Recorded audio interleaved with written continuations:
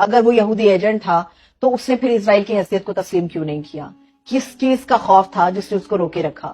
اگر کسی چیز کا خوف تھا تو اس کو اپنے خدا کا خوف تھا، اسے فلسطین کے لوگوں کا خوف تھا، اسے دنیا کے ان مسلمانوں کا خوف تھا جو اسلام کی بات کرتے ہیں اور جہاں جہاں ظلم ہو رہا ہے ان کے حوالے سے آواز اٹھانا اپنا اولین فرض سمجھتے ہیں۔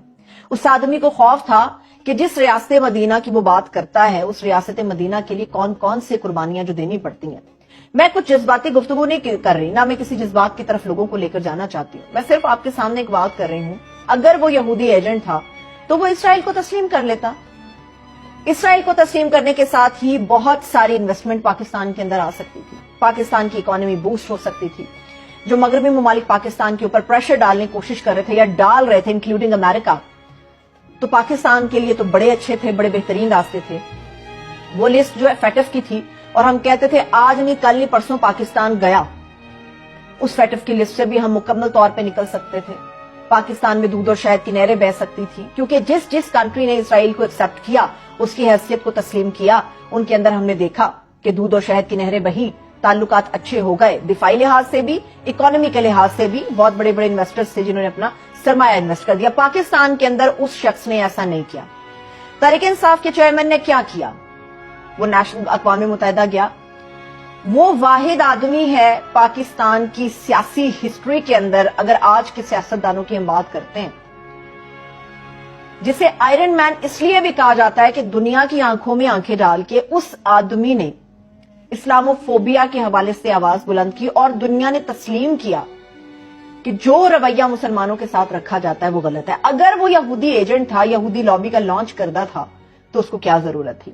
ایک ویڈیو آپ لوگوں کو بتاتی ہوں، شاید بہت سارے لوگوں نے وہ دیکھی بھی ہو، کہ جب اجلاس تھا اقوام متحدہ کا، اس سے پہلے تمام کنٹریز کے جتنے لوگ موجود تھے وہاں پہ، سب لوگ بیٹھے ہوئے تھے۔ تو اسرائیل کا جو پرائم منسٹر آیا، ان میں سے 90% ایسے لوگ تھے جو کہ اپنی کرسیوں سے کھڑے ہوئے، ہاتھ ملایا، اسے ویلکم کیا۔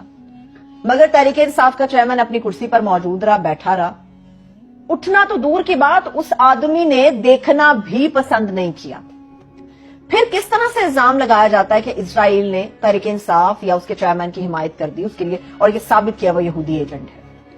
سب سے ایک اہم اور بات، اسرائیل نے بات کیا کی ہے؟ اسرائیل نے تو یہ بات کی ہے کہ انسانی حقوق کی خلاف ورزی ہو رہی ہے پاکستان کے اندر، جس طرح سے لاقانونیت بڑھتی جا رہی ہے، لوگوں کو گھروں سے اٹھایا جا رہا ہے، دہشت گردی کے پرچے کاٹے جا رہے ہیں، FIRs کٹ رہی ہیں، لوگ لاپتہ ہو رہے ہیں۔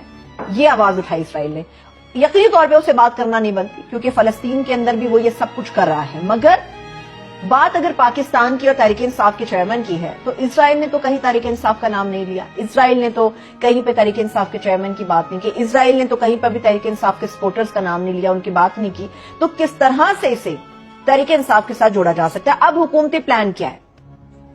حکومتی پلان یہ ہے کہ اب چونکہ تمام مسلمانوں کے دل دھڑکتے ہیں فلسطین کے لوگوں کے ساتھ، اپنے فلسطینی بہن بھائیوں کے ساتھ، بیت المقدس کے ساتھ، مسجد اقصی کے ساتھ ہمارے دل دھڑکتے ہیں۔ اب یہ پلان بنایا گیا ہے کہ اس طرح سے کھیلا جائے، اسرائیل کے ساتھ جوڑا جائے، لوگوں کی نفرت اس آدمی کے لیے پھیلائی جائے اور پھر اس آدمی کو نااہل کرا دیا جائے، ہمیشہ کے لیے مائنس کرا دیا جائے پاکستان کی سیاست سے۔ پہلے ہی وہ چند گھنٹے پہلے اس نے ایک انٹرویو دیا اور اس میں اس نے بتا دیا ہے کہ ممکن ہے کہ کمنگ منڈے اور نیکسٹ ویک کسی بھی دن اس کو اریسٹ کر لیا جائے گا۔ وہ 100% شور ہے اس بارے میں۔